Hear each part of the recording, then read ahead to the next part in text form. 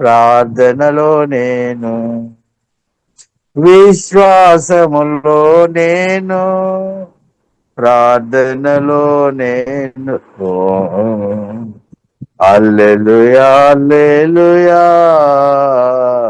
హల్లెలూయా హల్లెలూయా హల్లెలూయా హల్లెలూయా హల్లెలూయా హల్లెలూయా హల్లెలూయా. స్తోత్రం యేసయ్యా. స్తుతులు స్తుతులు ఆమేన్. ప్రార్థన వందనాలు స్తుతులు స్తోత్రాలు చెల్లిస్తున్నాను. ఆమేన్. యేసయ్యా మీకు ఆరాధన దేవా. స్తోత్రం స్తోత్రం. హల్లెలూయా హల్లెలూయా. పరిశుద్ధ నామమున జీవమున్న దేవా.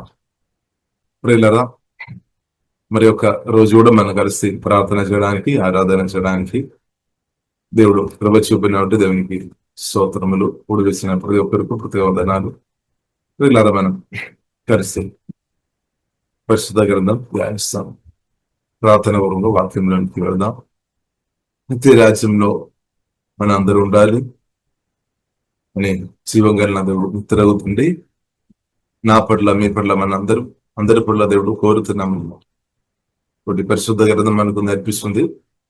నిత్య రాజ్యంలో మనం ప్రవేశించాలి అంటే ఆ ప్రవేశం మనం సమృద్ధిగా ఉండడానికి కొరకు పరిశుద్ధ గ్రంథం మనకు నేర్పిస్తుంది. మనం బ్రతుకు ఎలా ఉండాలని నేర్పిస్తుంది.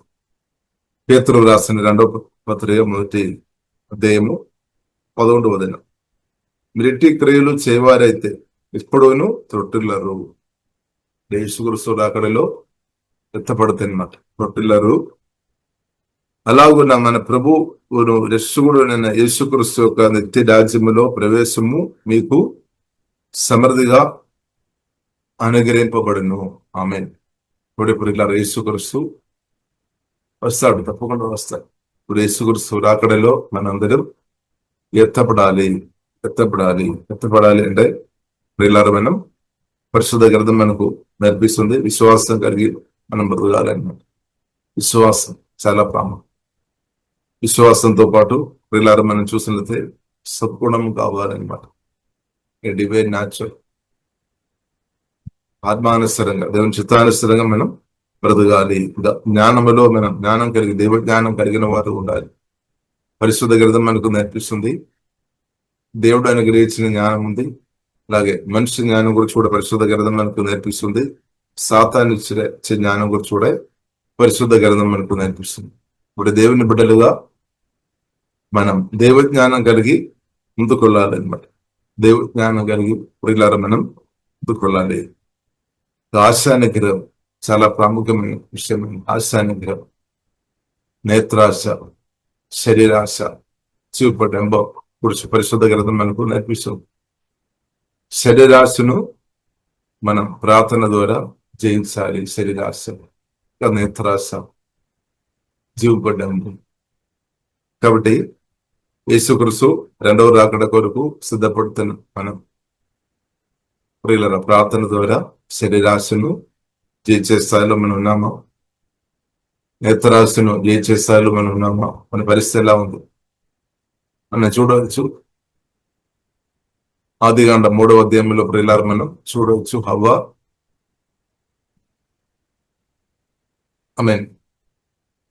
మనం చూసినట్లయితే నేత్రాశ విషయంలో కానీ ఓడిపోయామన్నమాట. శరీరాశను జయించలేని స్థాయిలో ఉన్నట్టు ప్రియులారా మనం చూడవచ్చు. అలాగే మొదటి ఆదాము కూడా దాన్ని ఓవర్కమ్ చేయలేదన్నమాట.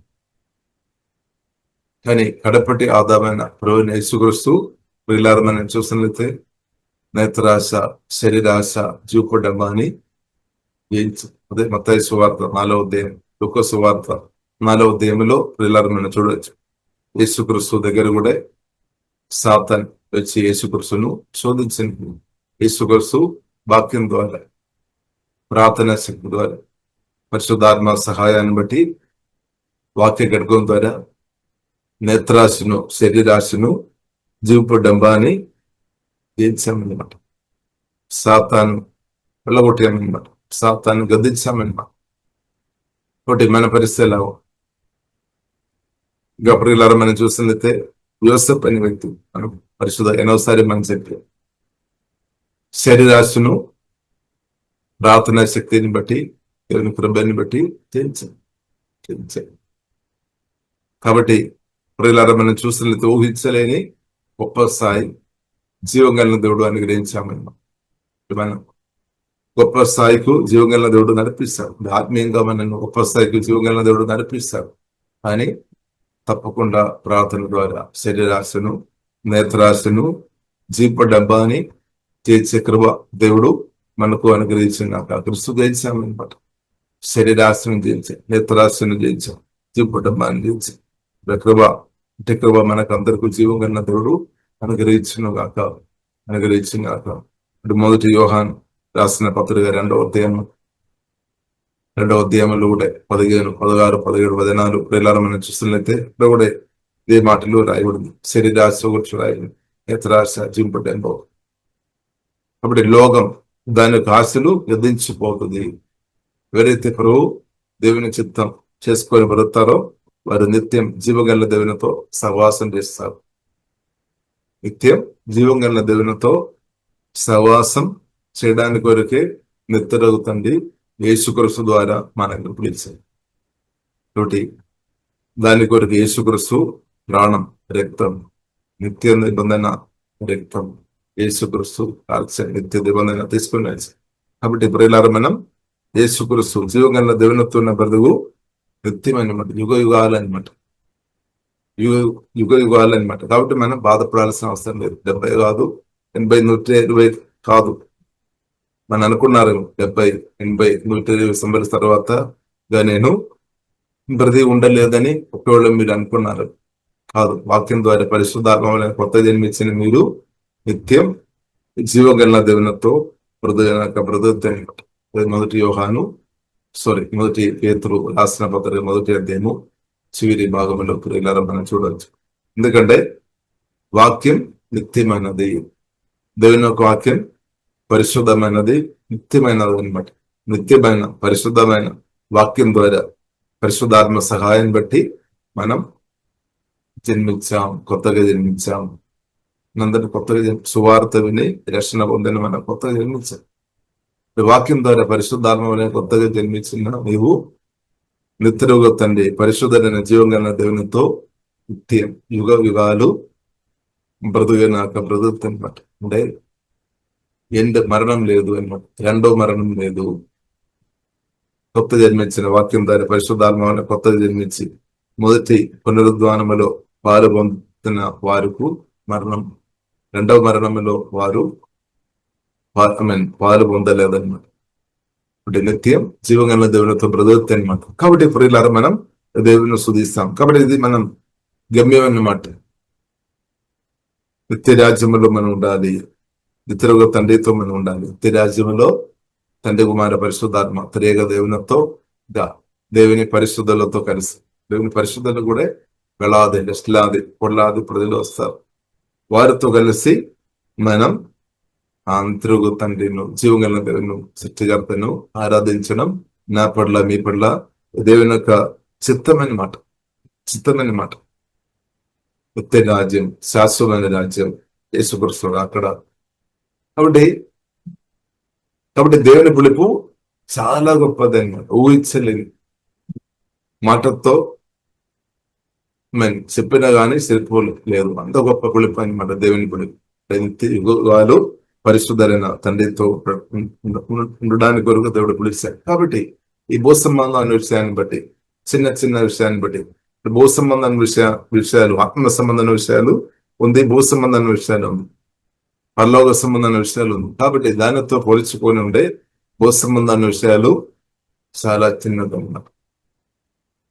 ఆత్మ సంబంధమైన పరలోక సంబంధమైన విషయాలతో ప్రియులారా మనం పోల్చుకొని ఉండే భూ సంబంధమైన ప్రియులారా విషయాలు చాలా చిన్నది అన్నమాట. భూమిలో ఉన్న బ్రతుకు కూడా మనం చూసినట్లయితే మన బ్రతుకు 70, 80, 120 సంవత్సరాలు అయినప్పుడు కూడా ఇది కూడా చాలా చాలా చిన్నది అనమాట. నిత్య రాజ్యంతో మనం చూసిన నిత్య యుగ వారితో మనం చూసినట్లయితే 70 సంవత్సరాలు ఏముంది ప్రియులారా. 120 సేన ఉంది. చాలా అందుకొరకు పరిశుద్ధ గ్రంథం మనకు నేర్పిస్తుంది, కొద్ది కాలం ఉన్న ఈ శ్రమ, కొద్ది కాలం. కాబట్టి నిత్య యుగాలు మన జీవం కలిగిన దేవునితో బ్రతుకు ఉంది. కాబట్టి భూమిలో ఉన్న ఈ కొద్ది కాలంలో ఉన్న బ్రతుకులో చిన్న అంటే విషయాలు చూసుకొని దాని మీదే ఆశపడి నిత్యరాజ్యం పోగొట్టుకోవద్దనమాట. నిత్యరాజ్యం, శాశ్వతమైన రాజ్యం పోగొట్టుకోవద్దనమాట. ఇప్పుడు ఇలా మనం చూడొచ్చు, కయాన్ వంటి వారికి ఉండవద్దని కయాన్ తన హాబెల్ను చంపేశాడు. వేరు కొరికే తన తమ్ముని యొక్క ప్రియులారా మనం చూసినట్లయితే తన తమ్ముని యొక్క ఆరాధనలో దానిలో దేవుడు సంతోషపడామన్నమాట. కానీ కయాన్ ప్రియులారా మనం చూసినట్లయితే దానిలో బాధపడామన్నమాట. కాబట్టి దేవుని కుమార్తె ఉన్న పేరు కొరకు పేరు లేదంటే కొందరు అధికారం కొరకు కావచ్చు, పేరు కొరకు కావచ్చు, ఆశీర్వాదాల కొరకు కావచ్చు, సంబంధమైన ఆశీర్వాదాల కొరకు కావచ్చు, మనం ఇద్దరికి వ్యతిరేకంగా మనం ఆలోచన చేయవద్దనమాట. దేవుడు ఇచ్చినది నాకు చాలు, దేవుని కృప నాకు చాలు, నిత్య జీవన్ చాలు, పాపక్షమానం నాకు చాలు, తండ్రి వారి పరిశుద్ధాత్మ త్రియేక దేవునితో కలిసి ఉంటే చాలు, దేవుడు నాకు ఇచ్చినది చాలు, తృప్తి కలిగి మనం బ్రతకాలన్నమాట. ఇంకా పొరుగు వారి యొక్క ఇది కూడా మనం కోరుకోవద్దనమాట. వారికి దేవుడు ఇచ్చింది వారు అనుభవించాలి, దాని కూడా మనకు దేవుడు ఇచ్చినది మనం అనుభవించాలి. కాబట్టి మన తృప్తి ఉండాలన్నమాట. కాబట్టి ప్రియులారా, మనం దేవుడు కృప అనుగ్రహించినాక శరీరాశులు, నేత్రరాశులు, జీవపడ్డంబాన్ని జయించే కృప జీవంగా దేవుడు ప్రియులారా మనకు అనుగ్రహించును గాక. కాబట్టి పరిశుద్ధ గ్రంథం ప్రియులారా మనకు నేర్పిస్తుంది విశ్వాసం, సద్గుణము, జ్ఞానము, ఆశానిగ్రహము, ఇంకా సహనమునందు భక్తి యందు సహోదర ప్రేమందు దయను అమర్చుకోనుడి. ఇవి మీకు కలిగి విస్తరించిన ఎడల, గద్దెల్లో మన అంత ఎదుగాలన్నమాట. ప్రతిరోజు పరిశుద్ధాత్మ సహాయం వల్ల మనం ఇంగ్రీస్తా ఉన్నారు. కలిగి విస్తరించిన ఎడల అవి మన ప్రభు అయిన యేసుక్రీస్తును గురించిన అనుభవ జ్ఞాన విషయంలో మిమ్మల్ని సోమరులైనను నిష్ఫలులైనను కాకుండా చేయను. సోమరులు అందరూ మనం చూసినట్లయితే సోమరులుగా మనం చూడవచ్చు, నిష్ఫలుగా చూడవచ్చు, అంటే ఫలించలేని అనుభవం. కాబట్టి వాక్యానుసారంగా మనం బ్రతున్న వారిగా ఉండే మన సోమరులుగా ఉండలేదన్నమాట. అంటే పని చేస్తే అనమాట కష్టపడుతుంది, ఉత్సాహం వస్తాయి, కష్టపడితే అనమాట. అంటే పరిశుద్ధ గ్రంథం ప్రియులారా మనకు స్పష్టంగా మనకు నేర్పిస్తుంది, మనం సోమరులుగా ఉండవద్దు. సోమరితనం అది ఒక ఆశీర్వాదం కాదు, అదొక శాపం అనమాట. సోమరితనం ఆశీర్వాదం కాదు. అంటే ఆదికాండం ప్రియులారా మనం చూడవచ్చు, దేవుడు ఏదైనా తోటంలో ఆదామును హవ్వను నిర్మించిన తర్వాత మనం చూడొచ్చు, వారు ఆ ఏదైనా తోటం కాపాడాలి, సేది పరచాలి, అంటే పని చేయాలని, వర్క్ చేయాలి. ఒక ఆనందం అని, మరి దానిలో ఒక ఆనందం ఉంది, సాధ్యమైన నమ్మకంగా దేవుడు ఇచ్చిన బాధ్యత, లేదంటే మనకున్న పనులు అదని కొందరు ప్రార్థన కావచ్చు, కొందరు ఆరాధన సుధులు కావచ్చు, ఏదో ఒకటి ఖాళీ అంటే గట్టిగా సమయం వేస్ట్ చేయవద్దు అనమాట. కొందరు పరిశుద్ధ గ్రంథం చదవడం కావచ్చు, వాక్యం నేర్పించడం కావచ్చు, ప్రీచింగ్ కావచ్చు, టీచింగ్ కావచ్చు, హీలింగ్ మినిస్టర్ కావచ్చు, దెయ్యాన్ని వెళ్ళగొట్టడం కావచ్చు, సంథింగ్. కొందరికి సహాయం చేయడం కావచ్చు, లేదంటే మంచి పని చేసుకొని సంపాదించడం కావచ్చు, సంపాదించుకొని బ్రతకడం, ఇంకా అక్కర కలిగిన వారికి సహాయం చేయాలి. పరిశుద్ధ గ్రంథం మనకు నేర్పిస్తుంది. వద్దని కాదు, సంపాదన అవసరం, ఇన్కమ్ అవసరం అనమాట. ఇన్కమ్ సోర్స్ ఉండాలి, బ్రతకడానికి వరకు, లేదంటే దగ్గరగా మార్చబడుతుంది. కష్టపడలేని వారు, మంచి పని చేయలేని వారు మనం చూసినట్లయితే అడిగే పరిస్థితి వస్తాయన్నమాట. 10 రూపాయలు కూడా అడిగేవారు మనం చూడవచ్చు, 10 రూపీస్ కూడా. కాబట్టి ఇప్పుడు ఇలా ఆ పరిస్థితి రాకుండా ఉండాలంటే సోమరిత్వం నుండి బయటపడాలి. దేవుడు ఉత్సాహం అనుగ్రహించినాక, ధైర్యం ఇచ్చినాక, బలం ఇచ్చినాక టాలెంట్ మనం వాడుకోవాలి. దేవుడు ఇచ్చిన టాలెంట్ దాచిపెట్టవద్దు, అది వాడుకోవాలి. వాడుతున్నప్పుడు నిశ్చింపు వస్తాయి. కాబట్టి ప్రియులారా, సోమరులుగా ఉండవద్దు అని పరిశుద్ధ గ్రంథం మనకు నేర్పిస్తుంది. సోమరులు మనం చూసినట్లయితే పరిశుద్ధ గ్రంథం మనకు నేర్పిస్తుంది. సీమల దగ్గర వెళ్ళి బుద్ధి నేర్చుకోవాలని పరిశుద్ధ గ్రంథం మనకు నేర్పిస్తుంది. సీమలు మనం చూసిన దానికి లీడర్ లేదు, నాయకుడు లేదు, ఆయన గాని అధికారి లేదు, ఆయన గాని అది వేసవి కాలంలో అది పని చేస్తే అనమాట. ఇది పని చేసి సంపాదిస్తున్నా అనమాట. ఎందుకంటే బ్రతకడానికి వరకు. సో కాబట్టి ప్రియులారా, మన దేవుని కుమార్తెగా వాక్యం దారి పరిశుద్ధాత్మలో కొత్త జన్మించిన నీవు రక్షణ పొందే ఇంకా నేను ఏ పని చేయ అవసరం లేదు అని దేశానికి ఒక పని, దేవుడు ఇచ్చిన పని ఏదైతే బాధ్యత అర్థం చేసుకొని అది చేయాలి. స్తోత్రం చేయాలి అన్నమాట. పని ఉంది, మంచి పని చేసుకోవాలని పరిశుద్ధ గ్రంథం మనకు అనిపిస్తుంది. ఇప్పుడు సోమరిగా నువ్వు ఉండవద్దు అనమాట. సరే, సోమరులైనను నిష్ఫులైనను కాకుండా చేయను. నిష్ఫలలు కాబట్టి ఫలం లేని అనుభవం, ఫలించలేని అనుభవంలో ఉండవద్దు అనమాట. ఫలించాలని అర్థం. ఫలించాలి, ఇద్దరులకు సహాయంగా ఉండాలి, ఆశీర్వాదకరంగా ఉండాలి అనమాట. కాబట్టి దేవుడు కృప అనుగ్రహించినాక ఇవి ఎవరికి లేకపోను వాడు తన పూర్వ పాపములకు శుద్ధి కలిగిన సంగతి మర్చిపోయి గుడ్డివాడును దూరదృష్టి లేనివాడునగును. గుడ్డివాడుగా ఉండవద్దు, దూరదృష్టి లేనివాడుగా ఉండవద్దు. చూడండి, ఆత్మకనులు పరిశుద్ధాత్మతుడు వాక్యం ద్వారా తెరచినాక దీర్ఘదృష్టి దేవుడు అనుగ్రహించినాక దీర్ఘదృష్టి అదే ప్రియులారా మనం రాజ్యం, శాస్త్రమైన రాజ్యం. ఇప్పుడు మనం చూసినట్లయితే పాత నిబంధనలో అబ్రహాం అనే వ్యక్తిని మనం చూడొచ్చు. అబ్రహాముకు ప్రియులారా మనం చూసినట్లయితే దీర్ఘదృష్టి ఉంది అనమాట. దీర్ఘదృష్టి అదే ప్రియులారా మనం చూడవచ్చు. పులస్తి రాసిన పత్రిక 3వ వచనం దీర్ఘదృష్టి మనకు కనిపిస్తుంది. దీర్ఘదృష్టి అంటే ప్రియులారా యేసుక్రీస్తుతో పాటు తిరిగి లేచిన వారైతే సంబంధమైన వాటి మీదే అదే ఆలోచన చేసుకొని ఉండొద్దని, పరలోక సంబంధమైన విషయం గురించి ఆలోచన చేయండి. అదే దీర్ఘదృష్టి, దూరదృష్టి అన్నమాట. అబ్రహాం ప్రియులారా మనం చూడవచ్చు. లోతు మధ్యలో, వారు దాసుల మధ్యలో గొడవ వచ్చినప్పుడు కూడా అబ్రహాము ప్రియులారా మనం చూసినట్లయితే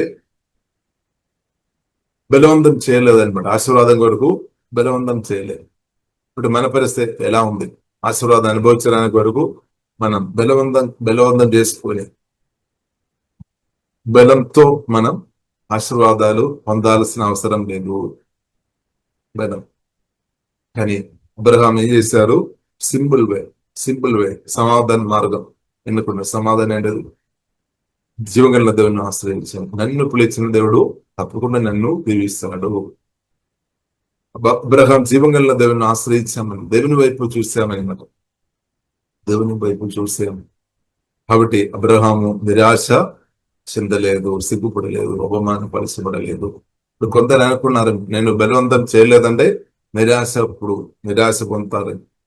అబ్రహాం బలవంతం చేయలేదు. ఆశీర్వాదం కొరకు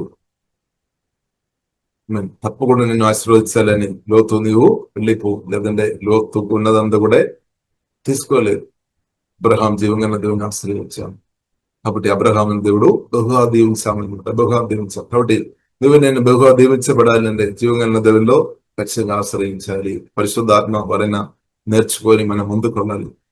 బలవంతం చేయవద్దని, బలవంతంగా ఆశీర్వాదం అనుభవించడానికి కొరకు దేవుళ్ళను ఆశ్రయించాలి. కానీ మనసు నుండి బలవంతంగా ఆశీర్వాదం పొందడానికి నీవు ఒకవేళ ప్రయత్నం చేసి ఉంటే దానివల్ల చాలా నష్టాలు, ఇబ్బందులు, బాధలు తప్పకుండా వస్తాయి. అందుకొరకే మంచిది ప్రియులారా జీవంగా దేవుల్లో ఆశ్రయించుకోవడం మంచిది. ఇప్పుడు అబ్రహాం ప్రియులారా మనం చూసినట్లయితే దీర్ఘదృష్టి కలిగి ఉన్నాం. ఇస్సాకు గురించి పరిశుద్ధ గ్రంథం మనకు నేర్పిస్తుంది. దీర్ఘదృష్టి కలిగి ఉన్నాం. యాకోబు గురించి పరిశుద్ధ గ్రంథం మనకు నేర్పిస్తుంది. వారు దీర్ఘదృష్టి కలిగి ఉన్నాం. మన పరిస్థితి ఎలా ఉంది? దీర్ఘదృష్టి కలిగి ఉన్న పాత దేవుని భక్తులు వారు. ఆయన వారు దీర్ఘదృష్టి కలిగి ఉన్నాం. భూ సంబంధ ఆశీర్వాదాలు వారికి సమృద్ధి ఉంది. లేదు అని కాదు, గొప్ప సమృద్ధి ఉంది. ఆయన గాని వారి హృదయం మాత్రం దాని మీద లేదు, దాని మీద లేదు వారి హృదయం. ఆమె హెబ్రీయులకు రాసిన పత్రిక 11వ అధ్యాయము 9వ వచనం 10వ వచనంలో ప్రియులారా మనం చూడొచ్చు. దేవుడు శిల్పిగా నిర్మించిన పునాదులు గల పట్టణం కొరకు అబ్రహాం ఎదురు చూస్తున్నాం. కాబట్టి మనం దేని కొరకు ఎదురు చూస్తున్నాం? మనం దేని కొరకు ఎదురు చూస్తున్నాం?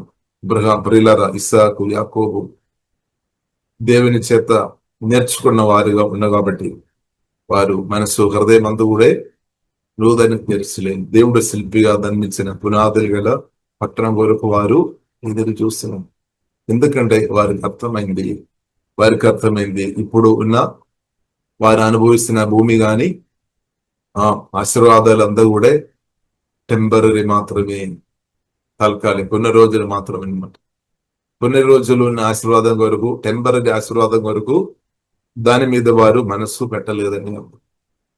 నిత్యమైన ఆశీర్వాదం, పరమెందు ఆశీర్వాదం, అది ప్రియులారా మనం చూసినట్లయితే జీవం కలిగిన దేవుడు అన్నమాట. ఇప్పుడు హెబ్రీయులకు రాసిన పత్రిక 1వ అధ్యాయంలో మనం చూడవచ్చు. ఇప్పుడు మనం చూస్తున్న భూమి ఆకాశం అందు కూడా జీవం కలిగిన దేవుని చేత ఇదంతా వచ్చాం. ఆకాశం భూమి అంతా దేవుడు సృష్టించాం. అదే ఆకాశం భూమిని తీసివ్వడానికి కూడా జీవం కలిగిన దేవునికి హక్కు, అధికారం ఉంది అని అర్థం చేసుకోవాలి. కాబట్టి హెబ్రీయులకు రాసిన పత్రిక 1వ అధ్యాయంలో మనం చూడవచ్చు. 1వ అధ్యాయం 11వ వచనం కానీ 12 కానీ మనం చూసినట్లయితే ఇప్పుడున్న ఆకాశ భూమి అందు కూడా గద్దించిపోతుంది, కానీ వాక్యం దేవుడు మాత్రం గద్దించుకోలేదు. కాబట్టి మనం జీవంగల దేవుల్లో ఆశ్రయించుకోవాలి, జీవంగల దేవుల్లో మనం ఆశ్రయించుకోవాలి. కాబట్టి ఇప్పుడు ఇలా అబ్రహాం దీర్ఘదృష్టి ఉన్న కాబట్టి బ్రదర్తో గొడవ చేయలేదు. సోత్ర మన పరిస్థితి ఎలా ఉంది? బ్రదర్తో గొడవ చేస్తున్నామా, సిస్టర్తో గొడవ చేస్తున్నామా, లేదంటే ఫలానా వ్యక్తితో శరీరానుసారంగా గొడవ చేస్తున్నామా? గొడవ చేస్తున్నామంటే నీకు దూరదర్శి లేదు, ఆత్మ కన్నులు ఇంకా తెరవడలేదు, నువ్వు ఆత్మీయంగా శిశువు అనమాట. శిశువు వయసు ఎక్కువ ఉండవచ్చు, కానీ ఇప్పుడు నువ్వు గొడవ చేస్తున్న వ్యక్తి ఉండే, ఆశీర్వాదం కొరకు గొడవ చేసిన వ్యక్తి ఉండే, నువ్వు స్పిరిచువల్ గా చెప్పాలంటే నువ్వు శిశువు అనమాట, బేబీ. కాబట్టి నీకు అద కొరకే 1 కొరింథీయులకు రాసిన పత్రిక 3వ అధ్యాయంలో చూడవచ్చు. పౌలు ప్రియులారా మనం చూసినట్లయితే పౌలు చెప్పామన్నమాట, సంఘ పరిస్థితి చూసుకోవాలి, అనేకది చూసుకొని చెప్పాం. నీకు పాలు పెట్టామన్నమాట. 1 కొరింథీయులకు రాసిన పత్రిక 3వ అధ్యాయంలో చూడు. ఎందుకంటే నీకు అసూయ ఉంది, పగ ఉంది, నెక్కద ఉంది. కాబట్టి ఇప్పుడు కూడా నీవు పసి పిల్లలు అని చెప్పినట్టు పరిశుద్ధ గ్రంథం మనకు నేర్పిస్తుంది. కాబట్టి వాక్యం ఎవరైతే వాక్యం ద్వారా పరిశుద్ధాత్మ సహాయం వలన ఆత్మ కన్నుల తరబడి దీర్ఘదృష్టి కలిగి ఆత్మీయంగా బ్రతున్న వారు తప్పకుండా క్షమిస్తుంది, బ్రదర్తో క్షమిస్తుంది, స్థగిస్తుంది, ఓర్పు కలిగి ముందుకు వెళుతుంది అనమాట. దేవునికి స్తోత్రం. సాతానుకు ఆలోచనను ఓవర్కమ్ చేస్తే అనమాట, జయించాలి. ప్రార్థన ద్వారా కోపం స్పిరిట్ ను జయించాలి, పగను జయించాలి, కోపాన్ని జయించాలి, లెస్ట్ స్పిరిట్ ను జయించాలి, దురాశ స్పిరిట్ ను జయించాలి. దురాశ స్పిరిట్ ఉంది, చేయాలి, దాన్ని జయించాలి. ఫియర్ స్పిరిట్ ను ప్రార్థన ద్వారా జయించాలి, వేరే మార్గం లేదు. అనేక స్పిరిట్ ను జయించాలి ప్రార్థన ద్వారా, వాక్యం ద్వారా. అదే సాధు స్తోత్రం. కాబట్టి ప్రియులారా మనం ప్రార్థన ద్వారా శరీరాశను చంపేసుకొని ముందుకు వెళ్ళాలి. వారు బ్రతుకుతని పరిశుద్ధ గ్రంథం మనకు నేర్పిస్తుంది. కాబట్టి ప్రియులారా దీర్ఘదృష్టి కలిగిన వారు ఉండాలి. గుడ్డి వాడును దూరదృష్టి లేని వాడును. కాబట్టి మనం జీవగల దేవుడు మనకు దూరదృష్టి అనుగ్రహించినాక, దీర్ఘదృష్టి అనుగ్రహించినాక దర్శదృష్టి రాదు. గుడ్డెత్తనం కలిగి ఉండొద్దనమాట.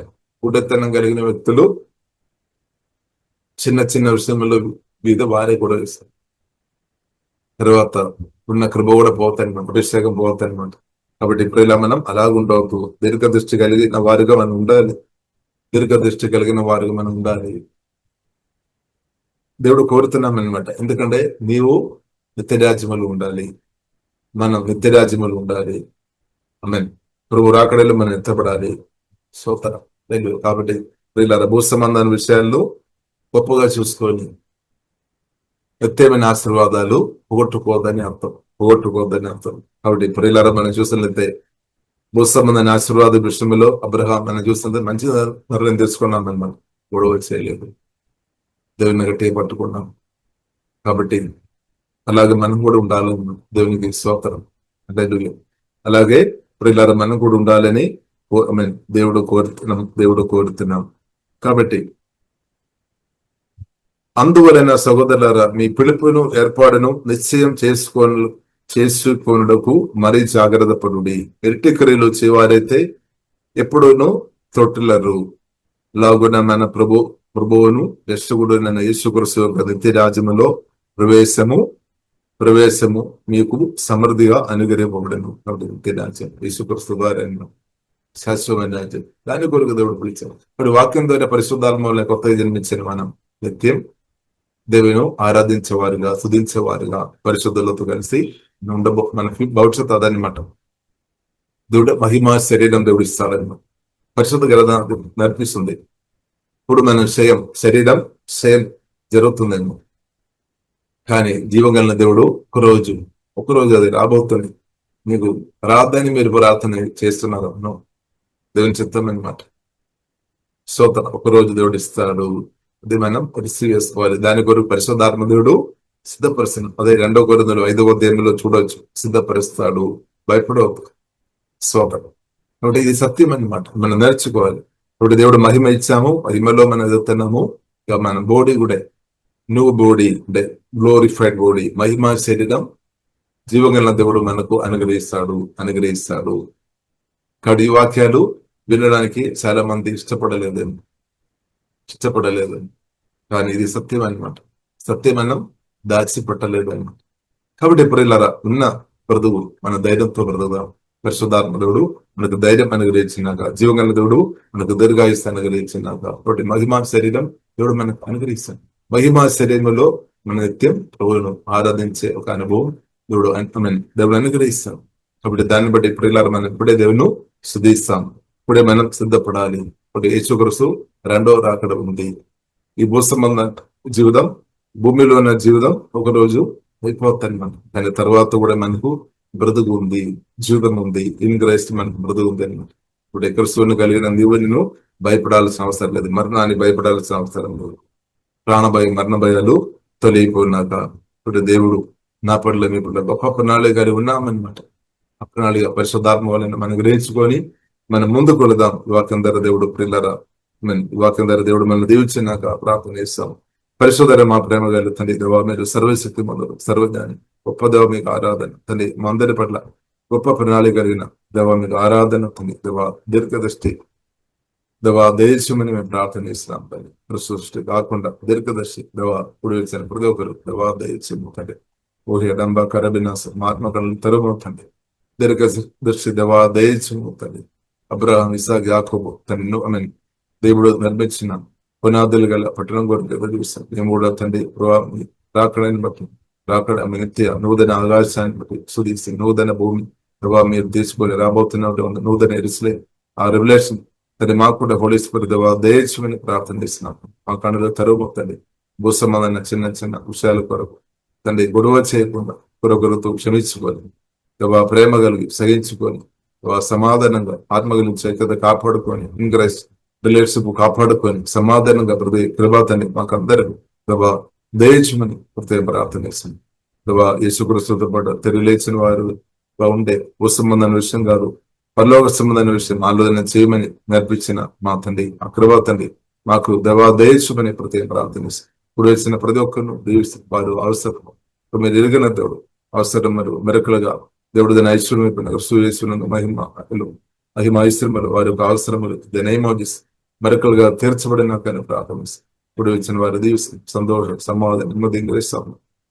ఆరోగ్యం ప్రభావ దీర్ఘాయుష తృప్తిపరచు మహిమగలతో నీకు అభ్యసం ఏసునామం ప్రార్థన ఇస్తున్నాను గొప్ప మా పరమతండి. ఆమేన్. తండ్రి నా దేవుని యొక్క ప్రేమ, యేసుక్రీస్తు కృప, పరిశుద్ధాత్మ దేవుని యొక్క దరిదర సహవాసం అందరికీ ప్రార్థన ఇస్తున్నాను. ఈ విషయం యేసుక్రీస్తు 2వ రాకడ దాకుంటున్నాను. ప్రియులారా, అందరికీ వందనాలు. దేవుడు అందరినీ దీవించును. Praise Lord pastor.